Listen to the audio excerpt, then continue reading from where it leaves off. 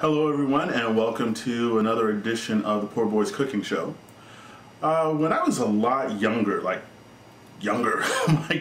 dad used to make this thing called Brunswick stew. And there used to be this, I'm still not sure if it's still around, but there used to be something called Brunswick stew.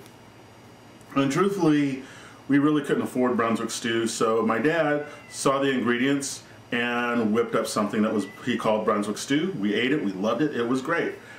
This is kind of a take of the Brunswick stew. I've added some stuff to make it just a little bit different. And this is actually a vegetarian version of Brunswick stew because it normally uses meat. You can, if you want to, use meat with it. If you're to use meat, you can use beef, chicken, or pork. And all you would do, you would use a 1/4 cup of those, one of those three, and there's mushroom in it, so you could either substitute the mushroom for meat, or you can actually add meat and keep the mushroom. So you can do it either way, and it still works good either way. So here it is, Brunswick stew. Hello everyone, so this is how we're going to make the dish itself. We're going to start off with the tomato paste type sauce, and then we're going to actually put in the actual ingredients for it. So we're going to start off with just a base of a barbecue sauce. So any sort of barbecue sauce is going to do here for this. Oh, I'm sorry, this is actually half a cup. So you're going to put in about half a cup of barbecue sauce into this. You can see we measure this really well. So half a cup of barbecue sauce, and then we're going to use half a cup of ketchup. So half a cup of ketchup.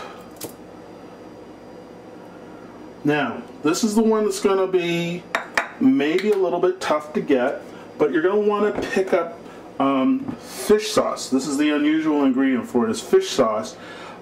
If you don't have fish sauce, try to see if you can get hoisin sauce, or even chili paste would work also. But I want to use hoisin sauce.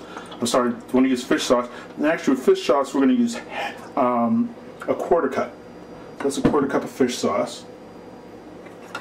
I'm going to kind of mix that up a little bit here. Now, secret ingredient number 2. This is one of my recipes, so beer. Okay, it does not have to be good beer, it just has to be beer. And again, it's going to be half a cup of beer. Yeah, that sound you heard was me drinking it, so don't worry. So we stir this up a little bit. Get that all. I'm not stirring it up heavy because once it goes in, I mean, it's all going to get mixed up anyway. Now, another ingredient, we're using now another paste, but this is Mexican tomato paste. So we're going to put Mexican tomato paste because it will give a nice hot kick to it. I thought I was going to use a little bit more than this, but I'm actually going to use about, again, it's going to be about, this is a cup. I'm sorry, I was going to use a cup. So that's a cup. It's in there. So that's our paste. So this is actually our sauce that we're going to use for it. Like I said, you kind of mix it up lightly, and then we put it into our bowl. So this is our crock pot. Gotta love the crock pot. Now we pour all our stuff in. We have here, this is a 1/4 cup of beans. Now the beans can be,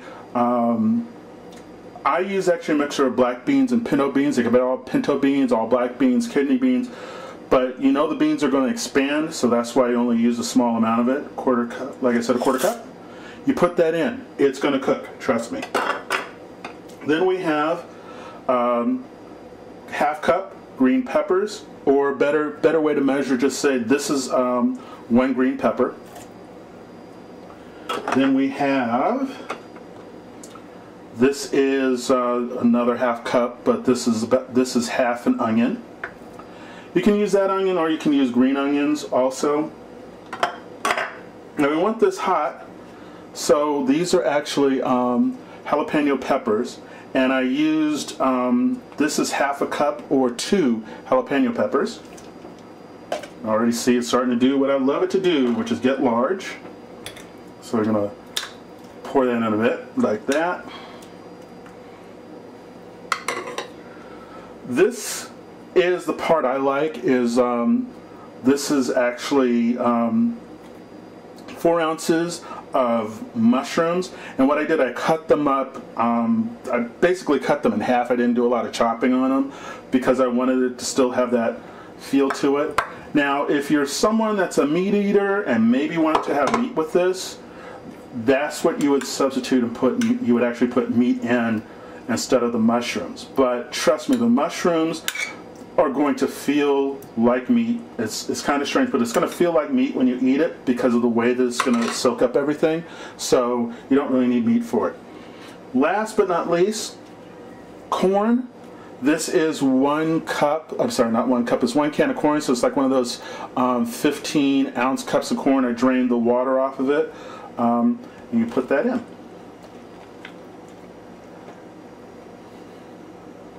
So you put that in, turn it on low, put your lid on, and this is going to take, of course, 8 hours or so. Best thing to do, you prepare all this stuff before you go to work, and then once you are back from work, 8 hours later, it will be close to being done.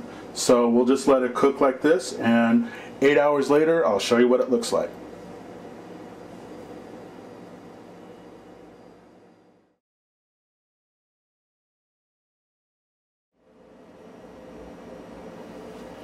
Okay, so it's now been about 7.5 hours since we started this off. It's all done, and there it is. And you can see everything's cooked, everything's melded together. It's looking good. So actually, you could serve this. You could serve this over rice. You could serve this over potatoes. I'm just going to serve this plain. So I'm just going to go ahead and take a couple of scoops here. And so there it is. It's all done. All good. Let me get a mushroom here. Just make sure, get a little mushroom. There you go. And that's it. And it is done. All nice, looking good.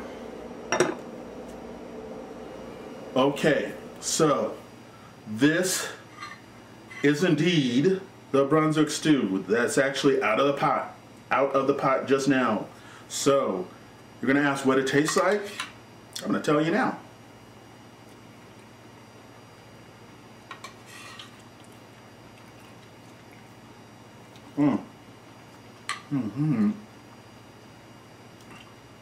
It's really good.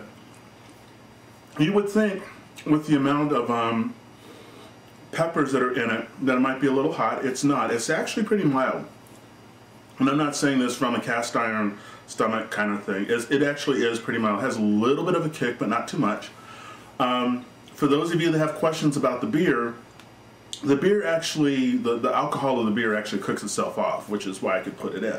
Because it's cooking, remember, it's cooking for a long period of time. It actually works itself out. So that part's good. Again, you can either put this over potatoes, you could put it over rice, or you can just eat it plain, and it worked fine like that too. So it's a very good dish. It's very inexpensive.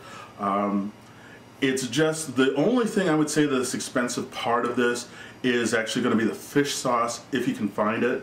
And it's not really that expensive. If you go to an Asian market, the fish sauce that actually I got was, I believe, about $3, and that's going to last literally a couple of months because you really only use like a couple of splashes of that. I used a lot because, and the reason why I used a lot, you don't really need to season this that much. I mean, I didn't put any, there's no salt in it other than the salts that came from the fish sauce and other things like that. So there's no other seasoning to it, and it's still really good. I wouldn't put salt in this. I mean, this is like works out well. So, but if you're a heavy salt person, maybe a pinch or two of salt to add to it. But otherwise, this is great the way it is. So there it is, Brunswick stew. If I had to put this on a scale of 1 to 3, 1 to 5, sorry, I'd put it at a 3. Only because the fish sauce is something that's a little bit expensive, and actually if you were to add meat, it would also still make it a 3. But otherwise, you're good to go. I really like this. This is really good. I'm gonna have some more once I turn off the camera. So thank you again, and I'll be back hopefully soon with some more dishes for you to enjoy.